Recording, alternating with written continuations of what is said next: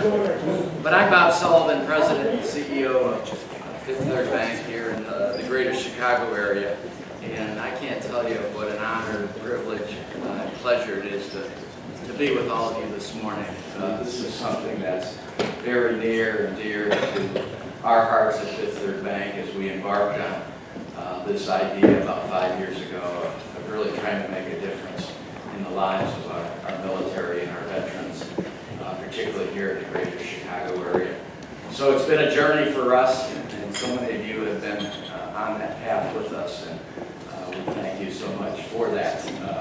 But really humbled to be in the audience with all of you as we really kickstarted our 2015 Veterans and Military Program.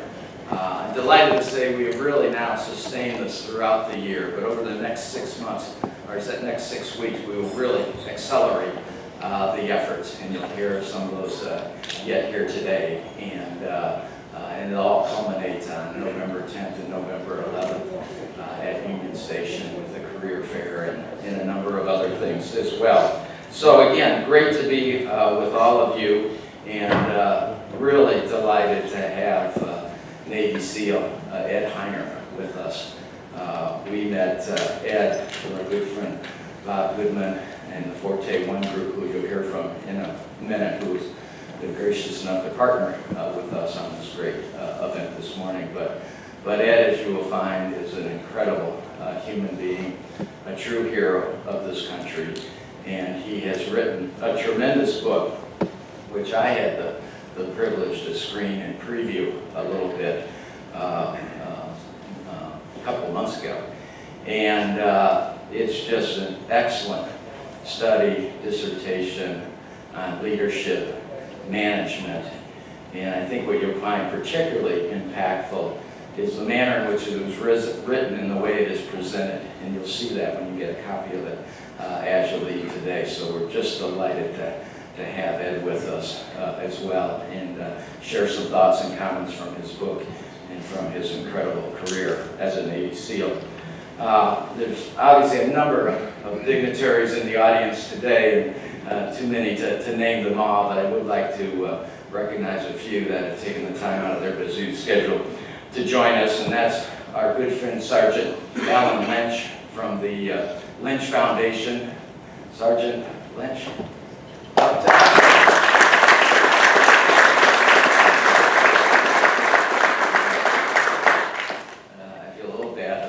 Upstairs, we do have some reserved seats down there, but Alan's become a good friend and has been a part of a number of our events and over the years, and it's getting to be, it wouldn't be a Fifth Third Veterans event without Alan with us, so thank you, Alan.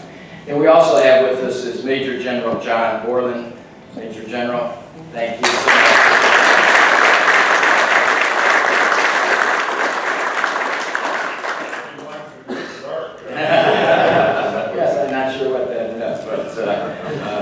But we have a number of great organizations with us and represented today. The Bunker, Todd Connor represents that group, and we're delighted to partner with them. With the Warrior Summit Coalition, the Jesse Brown VA Center, the American Legion is with us, Leave No Veteran Behind, and USO of Illinois. So representatives and leaderships from all those organizations are with us, and we're great to continue to work with you on so many endeavors. And most importantly, all the veterans in the military that are with us here in the audience this morning. Let's give each of you a warm round of applause.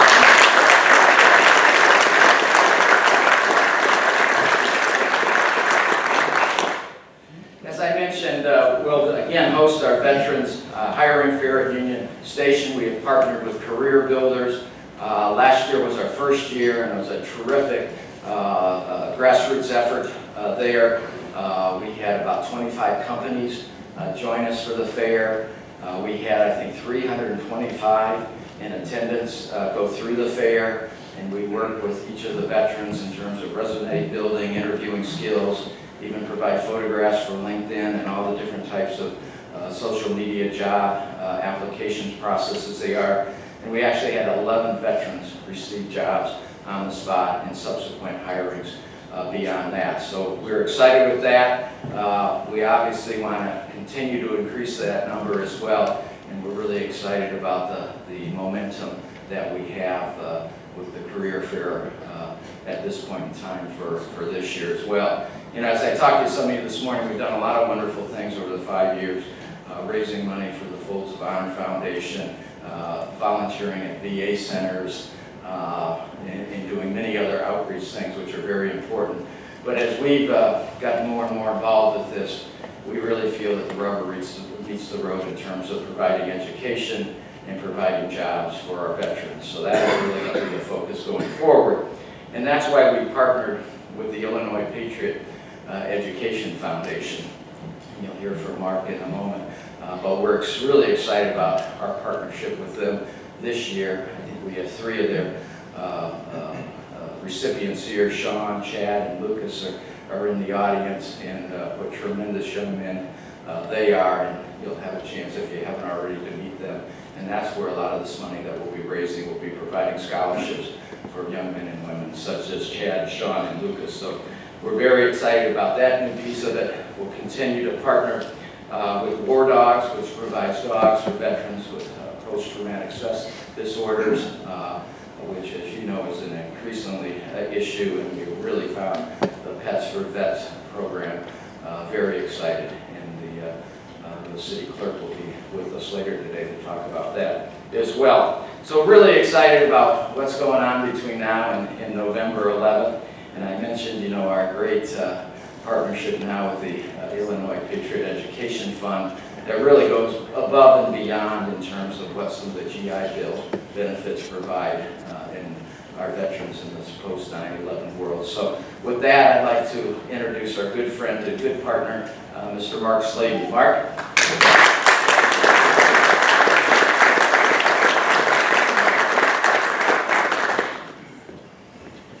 Thank you, Bob. And I also want to thank Andrew Hayes and everybody else from Fifth Third Bank. We've been really humbled at this community outreach and support that we continue to receive, and we're excited about our partnership here this fall. I'm going to take 2 minutes to explain the mission, and then I would like to recognize our scholars as well as Michael Zener and our advisory panel as well that is working tirelessly as volunteers. The Illinois Patriot Education Fund simply provides scholarship opportunities for Illinois military families. What differentiates us from most programs is that we provide scholarships for the veteran, the spouse, and the children. Again, all of our money is restricted to the state of Illinois. We're growing quickly. We need your help. We're expanding our leadership roles within the community. Jill Atanji, Scott Stratton, Kathy Atanji, Nora Cantwell. These are individuals that are here in the audience today that I hope that you'll take a moment to speak with. We also have a new executive director, Michael Zener.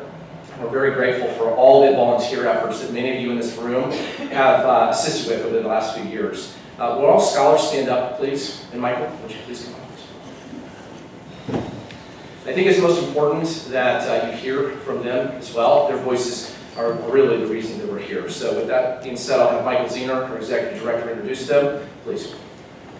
Thank you, Mark.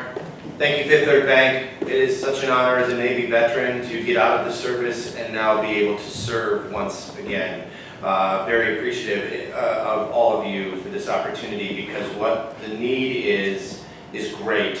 And no matter if you have 100% of your GI Bill, you still have a gap in your tuition. And if you're coming out as an E5 or below, serving this country, multiple deployments, married with children, and no job, let me tell you, it is difficult to get through school. I will say one story, and if I could ask Sean to stand up. Sean Grimes, one of our Illinois Patriot Education Fund scholars from DeVry. He's currently getting his MBA at Keller School of Management. DeVry's Metro President, Amy King, is here today. She got to hand him the certificate as we awarded him a multi-year scholarship until this man graduates. This man got out of Iraq. He had a heart attack when he got home. When he got home, after that heart attack, he was diagnosed with stage 1 brain cancer. This individual is getting married soon. This individual has had triumph and challenge and triumph and challenge. And I ask each of you to think about the opportunities that this gentleman could bring to you as he is currently looking for work to support his family. Sean, thank you so much for your service.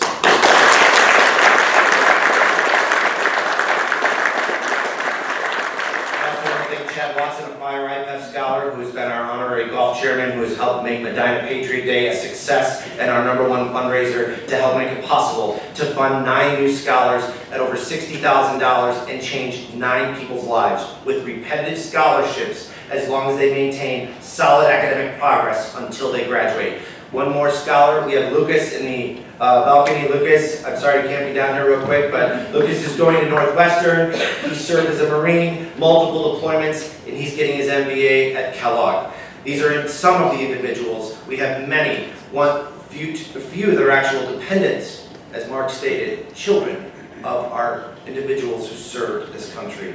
So we are grateful. I am honored. Thank you so much for your time, and we look forward to a very long-lasting partnership to make an impact here in the state of Illinois.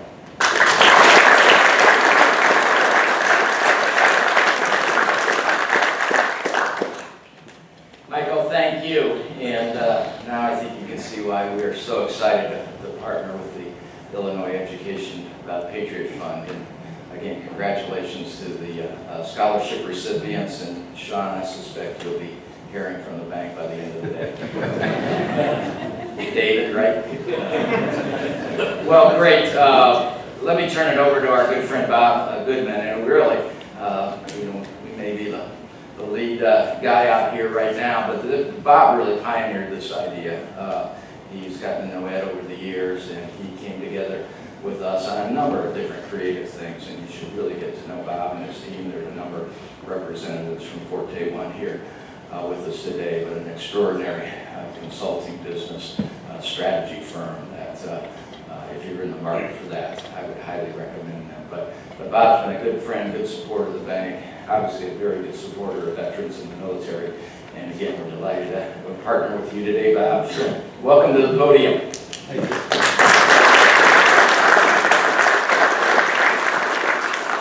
Thank you very much. I'll be brief because I'm anxious for you all to hear from Ed Hiner. But I do want to say it's absolutely an honor for us to participate in this event and to work beside and be associated with Fifth Third Bank. This is an organization that walks the talk, as is demonstrated in just this one initiative, and I know there are other initiatives to be involved in the community. And the other difference that they make that we are pleased to walk beside them on is that they're different in the marketplace in terms of truly being involved with their business customers above and beyond just providing financial assistance. And in understanding where there are opportunities to realize the business potential, we're very pleased and privileged to be available to their commercial relationship managers to come in and find opportunities to help business owners realize their potential. It's an honor to be involved in this particular day, but just be associated with Fifth Third Bank and work with them is an ongoing pleasure. FortéONE basically is 15 years in business, and our goal is to help business owners go from where they are to where they have the potential to be. We have a team of about 60 experienced C-level executives and 200 subject matter experts who we create teams to help specific initiatives to help those business owners achieve that potential. That sounds to me like something that's kind of complicated. How do you put those teams together? How do you help people achieve goals? Nothing compared to the kind of challenges that our speaker today has faced in his life. And what's really special about Ed Hiner, and I'll give you a little bit more about his background, is that not only has he had that phenomenal experience in the military, but he had the intellectual curiosity to look for what are some of the lessons that you can learn in leadership and in business, and put it together in a phenomenal book that Bob mentioned, First, Fast, and Fearless, which you'll all get a copy of on the way out. And it's such an honor to have him share some of his experience and ideas with us. There aren't many opportunities to meet real live heroes, and I can't think of a better example than Ed. I don't usually like to read introductions, but there's such meat in some of Ed's background, let me just share with you a little bit of his background. In his 20-year career as a Navy SEAL, he made major deployments on 5 continents, half of which were combat tours. Twice awarded the Bronze Star with V for valor and combat leadership, Ed commanded literally hundreds of direct combat missions with low visibility operations in Iraq, Afghanistan, Southeast Asia, Central America, and the other places that I can't tell you, or else I'd be in trouble, and I don't know. Shortly after 9/11, Ed was selected to integrate directly into the elite British Special Boat Service, where he served as Executive Officer and Task Force Black Team member during the height of the Iraq War and follow-on counterinsurgency efforts. For his efforts while serving in this task force, he was specially promoted to Lieutenant Commander and given command of his own SEAL task unit, which deployed to Ramadi during the peak of the Iraq insurgency. This was the first time in the history of SEAL teams that a lieutenant was spot promoted to lieutenant commander for the express purpose of leading a specific combat deployment. Throughout his SEAL career, Ed felt it imperative to continually pass along what he had learned.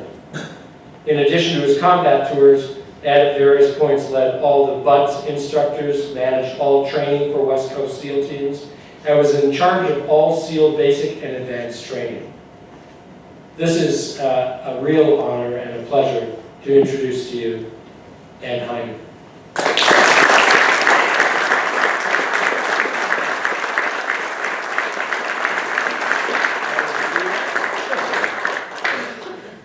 Thank you. There you go. Are you looking in the back here?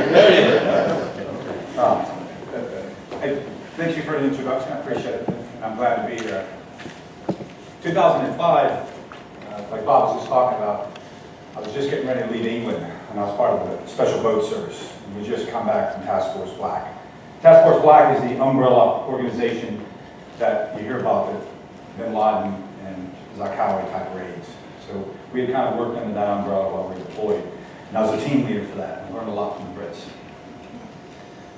As I was ready to leave, the military detail who gives you your next assignment, gives me a call about a week out. And I was planning on going to Tampa to be part of the headquarters and do a staff job, which I dreaded.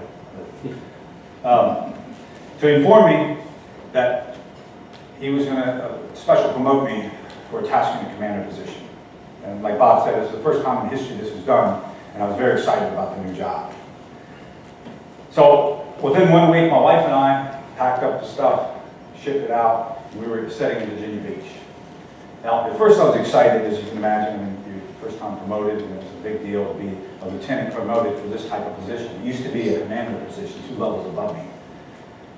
So I was very excited. My commanding officer set me down. He explained to me why I was chosen and what my job was going to be. So then, we only had 2 months before the deployment was going to go, and this was a deployment to Ramadi, Iraq, which, if you remember, in 2005 and 6, and that was probably one of the worst places on earth at the time. So, the excitement that I had soon turned to fear and anxiety.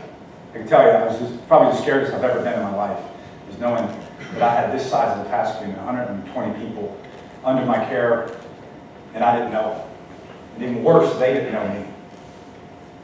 At the time, we were going from transition our mission from just pure direct action missions where you see us raiding out at night, blowing off doors and going in.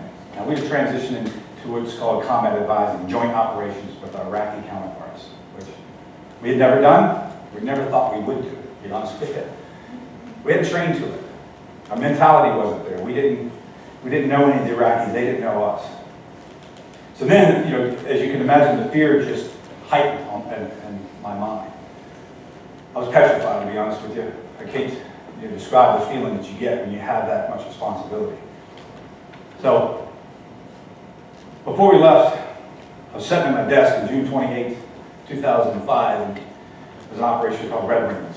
You probably heard of that from the Lone Survivor. I was sitting at the desk of a really good friend of mine I deployed with, lived with, Eric Christensen. And he was the task unit commander of the unit during Red Wings operation, where the Lone Survivor group in the book was written.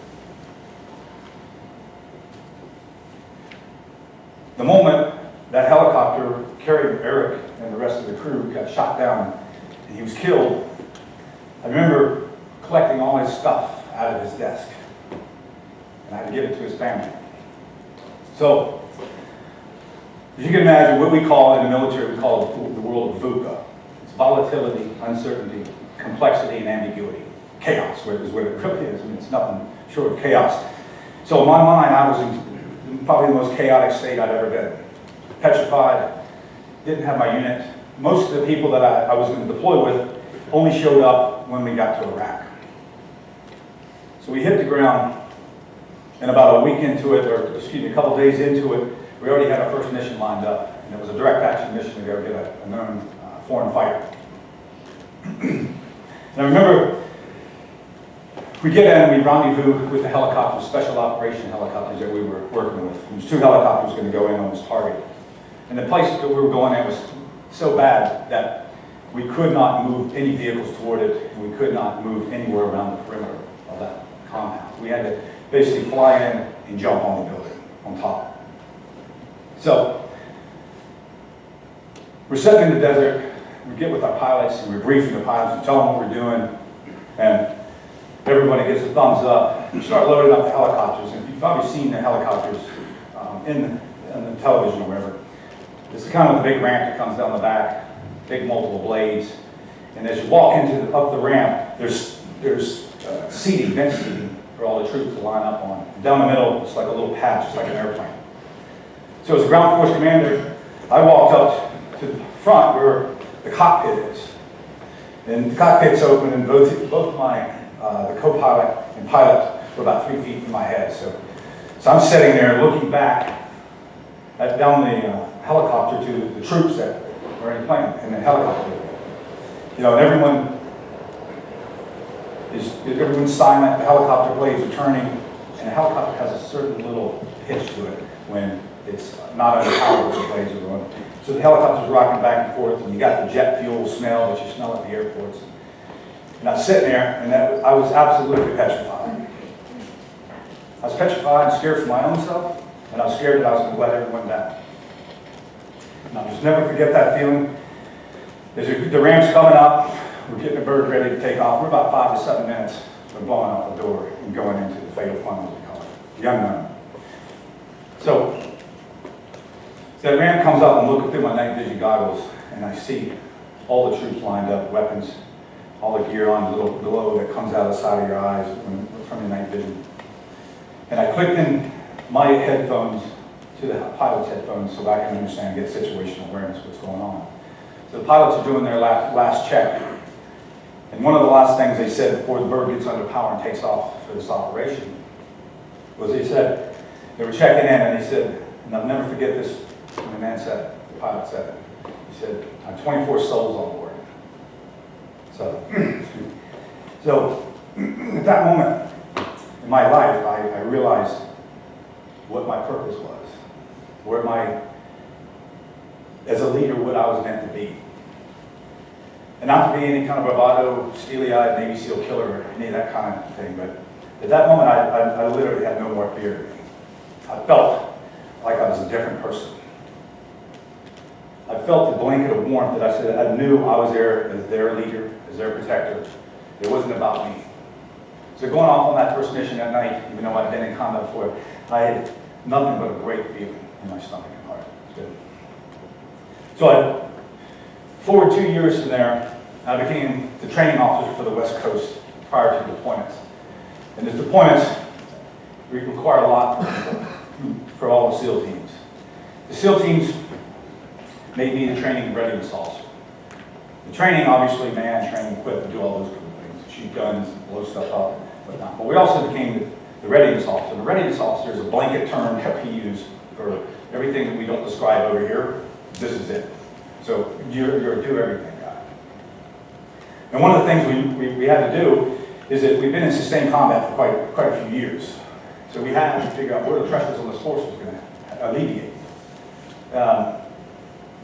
So we had to collect a lot of statistics, a lot of Gallup polls, a lot of people from a different organization pulled all the information together trying to find what stresses people out. You know, we're living in that world of VUCA, the chaos that I was talking about earlier. what happens? How do we get rid of some of these pressures? And so we brought together a resiliency team, 15, 20-person contracted team to talk from everything from marriage counselors to yoga teachers. No kidding, we did yoga. But, so we brought them all together, and then we started a resiliency program. Part of that program, we tried to find pressures on the force. We collected all the data, and we took 50, 75 people from our community, from all over the community. We came together and said, what are the pressures we have to identify? We spent a week-long off-site trying to identify the pillars of pressure and stress. And the first day of the meeting, I'll never forget, everyone's talking, and we look at all the statistics about, we're in combat, you can't change that. We're going to be in combat. All we can do is hope and pray that we didn't start another war. But some of the pressures, being time away from home, can't change it much. But one of the things that came up that really rang home to us was everyone in the room, the 50 to 75 people in that room, all we talked about was leadership. A lot of times complaining about it, a lot of times acknowledging it, but we found that the pillars of stress that we had, the leadership wasn't a pillar any longer. Leadership was the thread that tied it all together. So we realized the more, we did a graph during the week. We put it up on a big screen, kind of like this. And everyone in the room, we looked at the deployments, who deployed, where they deployed, all the statistics of retention, PTSD issues, all those issues. We looked at that and said, and labeled it with their SEAL team commander, who their leadership was, what their traits were. And you can see it clear as day is how that worked out.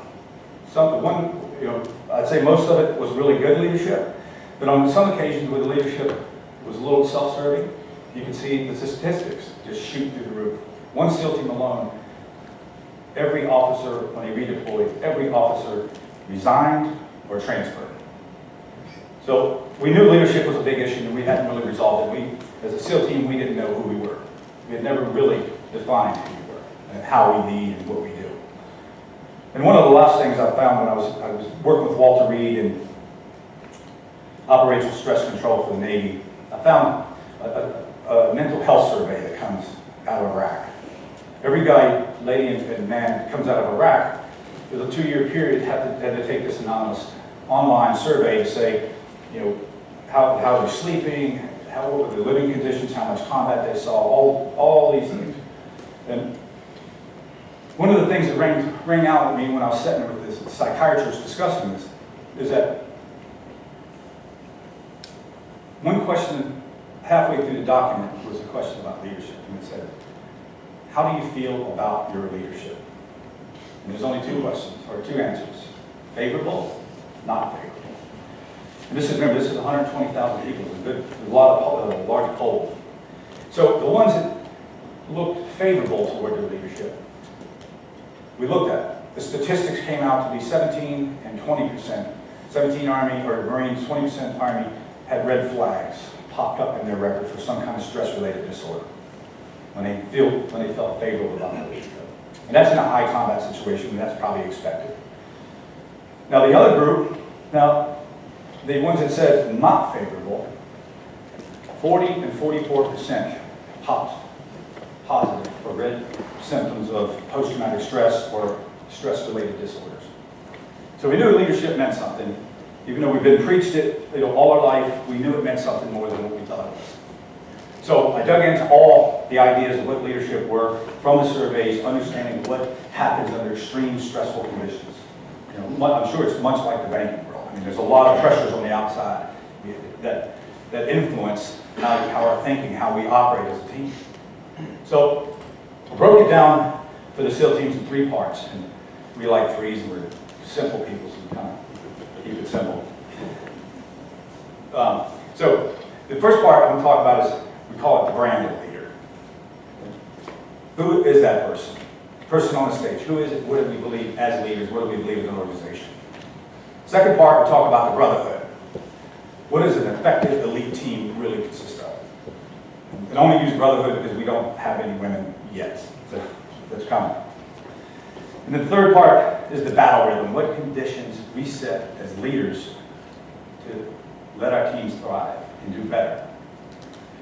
And the brand part of it, we had to figure it out. So once again, what do? We do another offsite. We said, who are we as an organization? And we've been in combat for a long time. And I can tell you, if you don't know where you're going, any road will get you where you're going. And we knew that. And we had some issues we needed to sort out in our leadership. So we got together on San Clemente Island, it's a small island off the coast of California. Another 70-man team, week-long offsite. We produced what we call the SEAL Team Ethos. There's a one-page document about 420 words, not much, but it's critical. It's kind of like our Declaration of Independence or our Constitution, if you will. It's who we are, we defined it, we all agreed on it, we all signed it. Every SEAL coming in today, when he's recruited, before he goes to Great Lakes, he signs a contract, and that's part of his contract. This is who you will be. This is who we are as leaders. And also we used to do it as an officer training, is take an individual leadership point of view. And I started this practice when I first met a gentleman named Ken Blanchard, the one-minute manager, most successful business right in the world, I guess. I wrote a paper for him. He asked me what my leadership point of view was, and I wrote a paper for him, and he ended up publishing it and using it in seminars. But the point is, the paper is a 1 or 2 page document that describes leaders. And I think for a leader, we all need to do that. Put it on paper, understand who we are, what are our value systems, what do we believe, how do we lead. One of the things when I was doing the research and I was building the leadership programs, I looked and I found some of the teachings from Admiral Stockdale. And Admiral Stockdale, as most of you probably know, I mean, he's a hero. He was awarded the Congressional Medal of Honor in captivity for his actions as a leader for 7.5 years, I believe, in a prison camp in Hanoi Hilton in North Vietnam. I don't think anyone ever has earned a Medal of Honor, been awarded a Medal of Honor for his leadership in captivity. So Admiral Stockdale, I can clearly state that he was probably living in the world of volatile, uncertain, chaos, complexity, ambiguity, all those things that we all have in our day-to-day life. He was having them in a big bucket full of them. And one of the things I looked when I found his teachings, and he ended up going on to be a professor, I believe, at Stanford University for leadership. So I figured if leadership that he talks about works in a POW camp, puts more stress than a human being can imagine, I think it'll work in any environment. And one of the things he found 5 pillars of a leader. He found that leaders are philosophers. They take complex situations and make them quiet solutions. He says they're moralists. They have to have an ethos, a character-based leadership approach. Third, they're jurists. And just like all jurists, you don't know, you might not get all the information, you might have a lot of information or not a little or too little, but you still got to make a decision and leaders decide. And the fourth was a teacher. You pass on your lessons learned to the people below you, to spread the information, the knowledge amongst your team. And the last one, and the fifth one, which really, really resonated with me, was he said that leaders are stewards of the people. And that, when I read that and I thought about that, it took me back to that helicopter a couple of years earlier. That feeling that I had on that helicopter, that was the feeling. I didn't know how to describe it. I had taught leadership. I had a master's degree in executive leadership. I thought I knew everything, but intellectually I knew it, and I think I conducted some of it, but it never dawned on me that I was a steward of the mission and the man, as we say. And that idea of stewardship, I believe, is one of the most effective ideas of any leader when they have that. The second part, let me back it up. The other part of the brand of a leader, and we do this in the SEAL teams, is one of the strings that hold us all together, is the ability, is accountability. And the people, we talk about accountability, and a lot of people talk about it. I hear a lot of organizations talk about accountability, what it means. Not necessarily responsibility, but what it means is being accountable. And accountability in the SEAL teams is how we view accountability. Because it is what literally holds us together. We view it, you can be a training officer or a commanding officer or whatever, and under your command, whatever happens, you own. No matter what. Doesn't matter who's at fault, who doesn't. I've seen officers relieved of their command because something happened in another country that was under their command. They were relieved. Said your leadership, something you did did not present the right type of leadership for these people. So extreme accountability, extreme ownership of the outcome is what the brand of a leader is from the SEAL team's point of view. The second part we go into is the brotherhood. And when a brotherhood is talked about a lot, I hear it on the news, we talk about it, especially in the military, all of us military folks, we don't know what brotherhood means. But how does that translate out to the world? What does it mean? It doesn't necessarily, it means a team, but it means deeper meaning than a team. It means, one is first, we have to trust each other. People on teams, elite teams, must develop trust. Without trust, you cannot move, you cannot lead, what I'll talk about a little later at the speed of war. And trust is one of those things that we all know what it means, what it feels like. It's kind of like air. We know it's there only when it's not there. Well, that's the only time we recognize it. But trust, and I broke it down in some simple terms, is we need to pay time and attention to what we're doing. We all know that. Pay attention to be good at your job. Respect other people, up and down the chain of command. True elite teams almost cannot find who the leader is because everyone is treated the same. Unbreakable values. Now, as SEALs, we bend a lot of rules, don't be wrong, but the unbreakable value system that you have as a leader is part of what's helped to build that trust. And the one that I singles out for me is the sacrifice. People that sacrifice for one another on teams that are willing to go out of their way for someone else builds trust and unity. And the last one is obviously you got to know your job. Be proficient at it. So building trust in any elite team is up to the leaders to build it. The second, which this might sound a little funny, is one of the principles that we use to build elite teams is what we call swim buddy. The swim buddy is one of those things that you see as little kids and they're walking down the beach and they have their little swim buddy holding hand. But in the SEAL teams, we live and die by swim buddies. From the day you start training to the day you either die or retire or whatever happens to you, you have someone with you at all times. It's something magical that happens when you get people together. If you're going to hit the surf or you're going to go run 10 miles, you're going to have someone with you at all times. It makes you braver, it makes you stronger, smarter, more innovative, all those things that you want team members to be. Swim buddy does it. So we never go anywhere alone. That's another thing. The teams, brotherhoods are built no matter who you are, what you're doing in your organization, partner up. It's not a mentor, it's a person that shares the same risk, responsibility as you.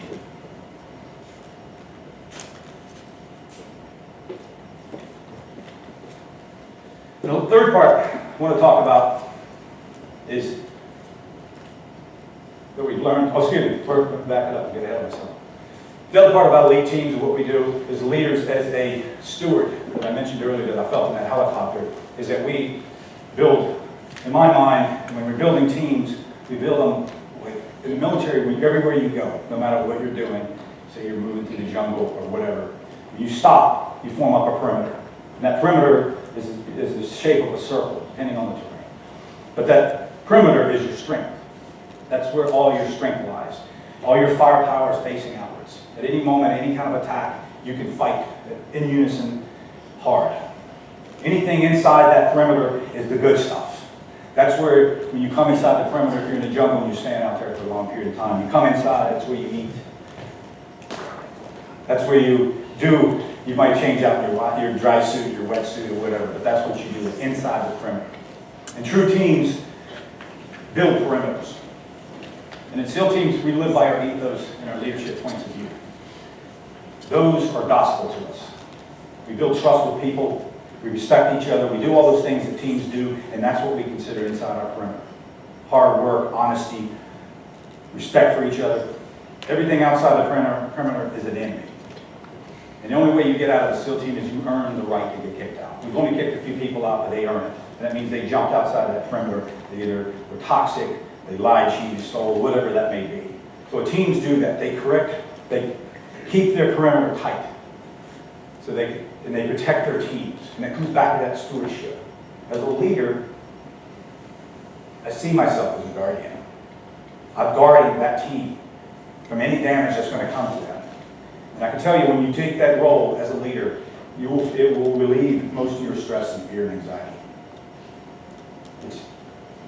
It's one of the strongest things I can think of being a steward as a leader.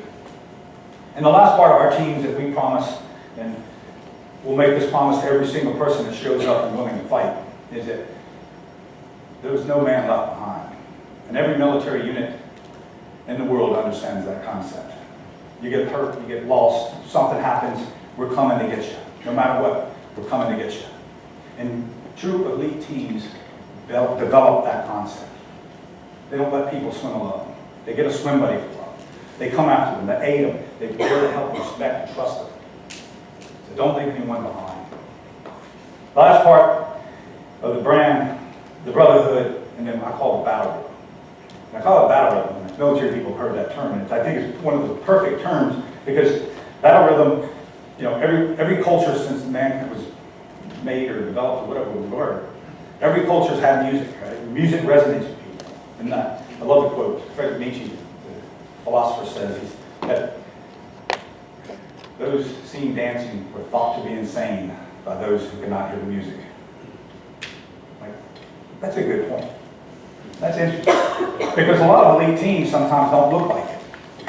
You know, the days that, even in the SEAL teams, I'd say since 9/11, the way we lead has transformed upside down, like the pyramid going upside down. The rhythm of what we do now went from, you know, the maestro or the conductor conducting the orchestra from the top. It went from that, it kind of transitioned into more like a jazz band. A lot of chaos, a lot of weird things going on, but they're all on the same sheet of music and they're all working to the same goal.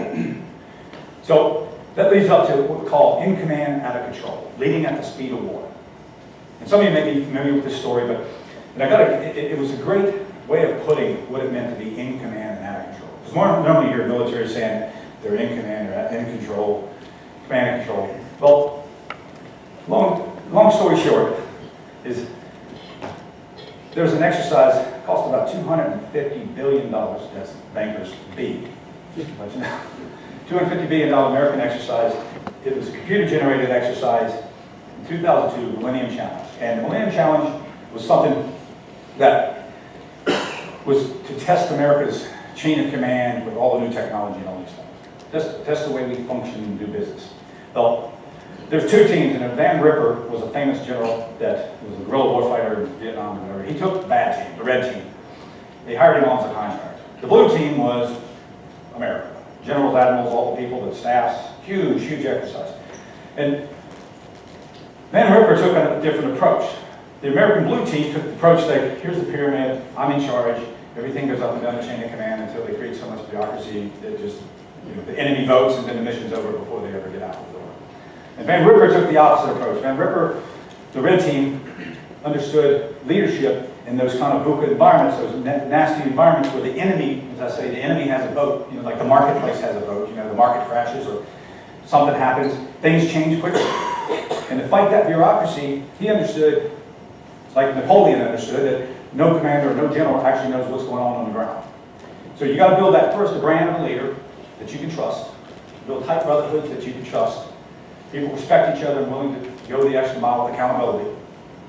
So you build those, and then you're able to take this pyramid, flop it upside down like Van Ripper did. And what he did is he saw himself as the visionary, and he did what he calls commander's intent. I'll label it leader's intent. Instead of just giving orders and having everyone report to you, you tell them what your intentions are. What does the outcome look like? So you give them a mission, and you say, okay, here's what it means as I paint you the picture.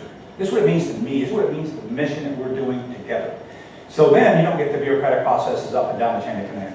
So in command, out of control, I think is one of the major shifts that we've had in leadership since 9/11, because we have to move at the speed of war.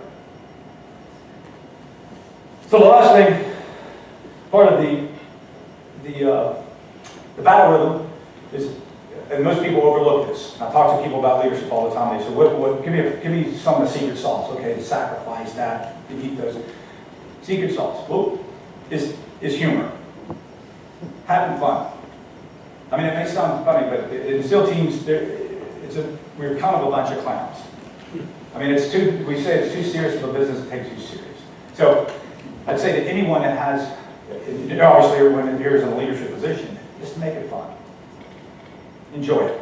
Because one is, we understood about the brain, because we understand fear, and we research a lot of fear, that once that frontal lobe is engaged with fear, that's the executive part of your brain. Creativity, innovation, all those things go away. So when you're happy, having fun, everyone's working together, brotherhood teams, that is where your creative mind comes. So to kind of close it up,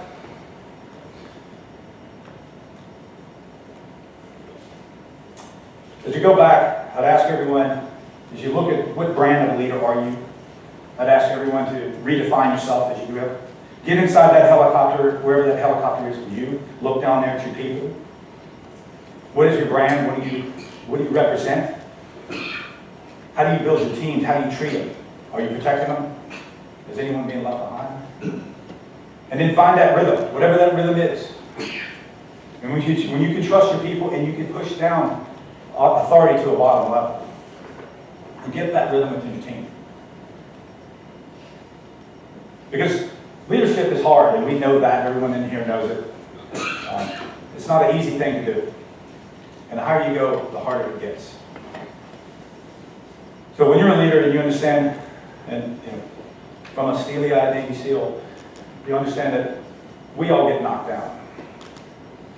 And a lot of times you're going to get knocked down over and over. But leaders that understand the brand, the brotherhood, and the battle, and they get the rhythm correctly with their teams, and they love their teams. They understand where the bootstraps are, and they know where to find them. And they'll pick themselves up and ask everyone to do that. When you get back to your teams, realize you're going to get hit, you're going to get knocked down. But when you do, get up and brush yourself off and get on your feet. And that's where people need you.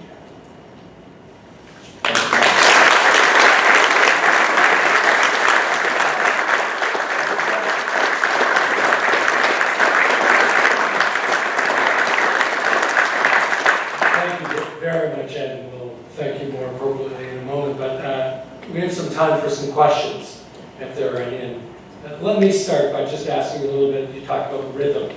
Can you talk a little bit about how you, as a leader, create that kind of rhythm in a business situation? I can, yeah. I mean, it's really, it starts to build on those brands, How do you treat people? How do you conduct, for us, every time we change a team, we change meetings, we change formats of things, and we structure things in a way that rhymes with what we're doing. So no two teams are the same, so you're always going to change a little bit. But you set those conditions around those people, where they know you're looking for them, your stewardship, I think, and that's the basis for it. And then just make it fun. Okay. Thank you. Questions? Yeah, and I'm just Yes, sir. interested in growing up. Did you envision yourself as a Navy SEAL or in the military? Or tell us a little bit about your youth.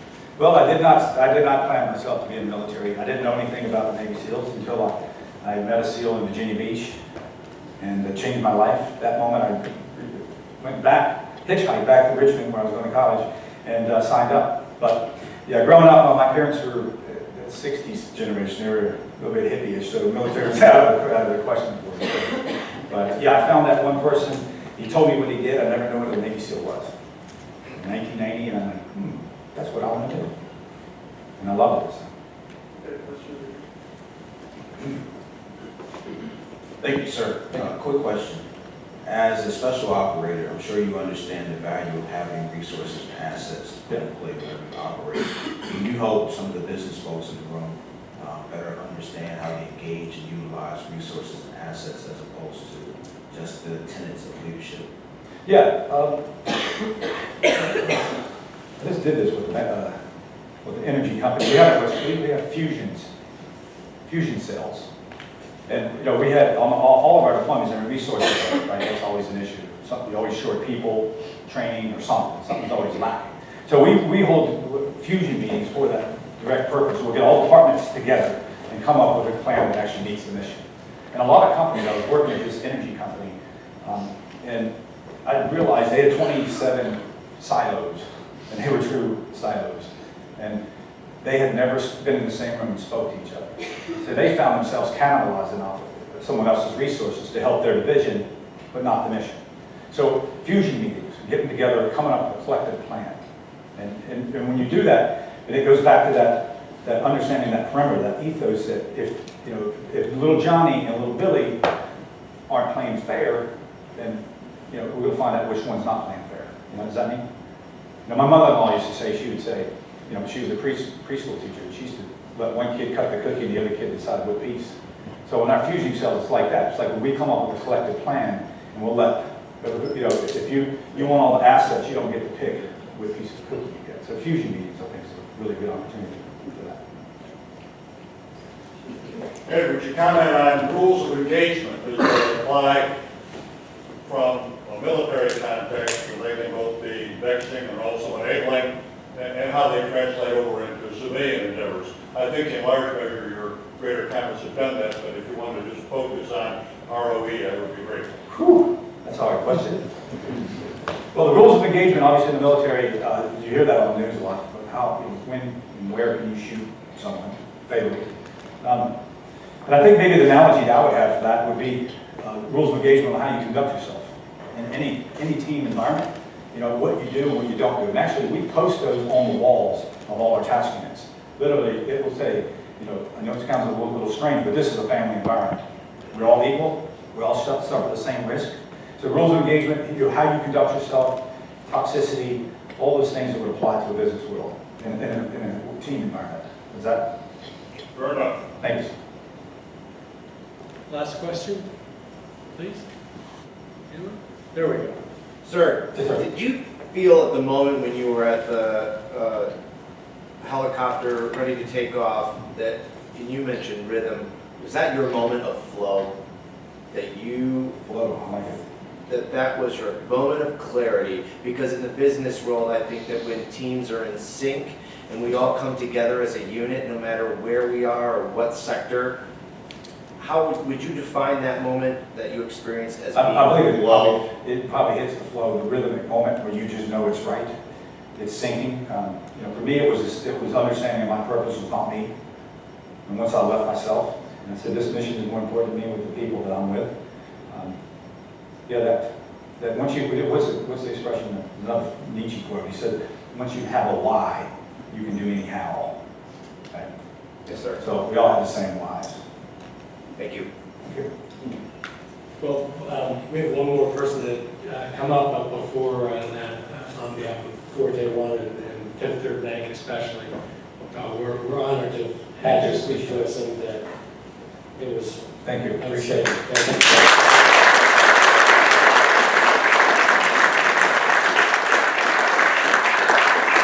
I'd like to just ask Chicago City Clerk Susanna Mendoza to step up for just a moment.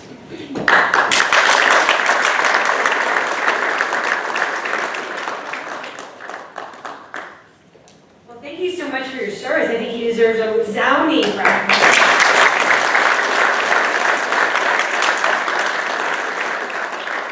Such an honor to be here among such amazing leadership. I mean, I think Navy SEAL Lieutenant Commander Ed Hiner is probably the coolest guy I've met. Certainly this morning, that's for sure. But no, thank you. It's really amazing what you've been through. My brother Joaquin, who's a sergeant in the 3rd District, working midnights. It's one of the worst districts in the city of Chicago. But he chose to go there to work midnights because he really wants to make a difference. He worships the Navy SEALs, so I'm going to tell him we met today, and he's going to feel so jealous. But that book that I will read, I'm going to gift to him because I'm sure he'll be very excited to take a look at it and talk to all the boys and let them know how cool it was that his little sister got to meet you. So thank you, Bob, for making that possible. I want to say good morning to everyone. On behalf of the City of Chicago, thank you to Fifth Third Bank for everything that you do. You're such a wonderful partner, not just obviously in the business community, but philanthropically and in terms of inspiring young leaders. One of the events that I had so much fun with was a couple years ago when you guys gave me a scholarship, not for me, but on behalf of the bank to a student in the, I think it was Brighton Park community that we picked at Kelly High School. To go on and pursue her education. It was a $5,000 very generous scholarship on behalf of the Third Bank, and so thank you, because you do stuff like that all the time. And any time that we as a city or as an office have asked Fifth Third to collaborate with us on something, they immediately say yes. So keep saying yes, because we totally love you. And I want to say to Bob Sullivan, who's your fearless leader, president and CEO here at Fifth Third Bank, that you guys really are a gem to us as a corporate partner and as civic leader, so thank you. I do want to make a quick announcement that on November 5th, Thursday, November 5th, in the spirit of Veterans Day, we will once again be teaming up with Fifth Third Bank to collaborate on a really fun event.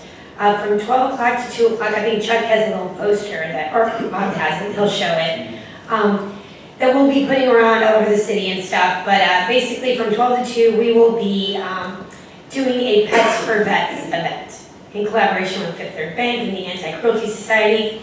And we're going to be hosting free adoptions for all approved vets. These adoptions are going to be gifted, or I could say as a result of the very generous donation that Fifth Third Bank is doing. And we're going to team up needy veterans who've been approved and who could really benefit from the love and relationship between them and their pet, whether it's a dog or a cat. But also we'll be providing some additional training and spending some money on training these animals to be able to work with veterans who have, been victims of PTSD. So it is a proven fact that animals really help to alleviate some of those symptoms. And what better thing in the world to do than unite an animal who needs love and companionship with a veteran who also needs love and companionship, and somebody that they know is going to be loyal and dependable and all those great things. So we've been able to do that in the past, and it's worked out beautifully. And Fifth Third was our partner when we did that, and we did it in collaboration with our dear friend Judy Bartopinka, who is now in a higher place, but will be smiling down upon you as well when we do it the second time. So I just want to say thank you, and if you know anyone who would benefit from this service, I want to say thank you for your service over there, young man. Really appreciate it. But if you do know someone, all of us have friends, or we know organizations that might have access to veterans who might fit this bill, we would invite you to please invite them to our event, because it really is a wonderful day of celebration, of thank yous, and of love. So thanks again for giving me the opportunity to speak to you today. And Navy SEAL Lieutenant Commander, you are the man. Thank you.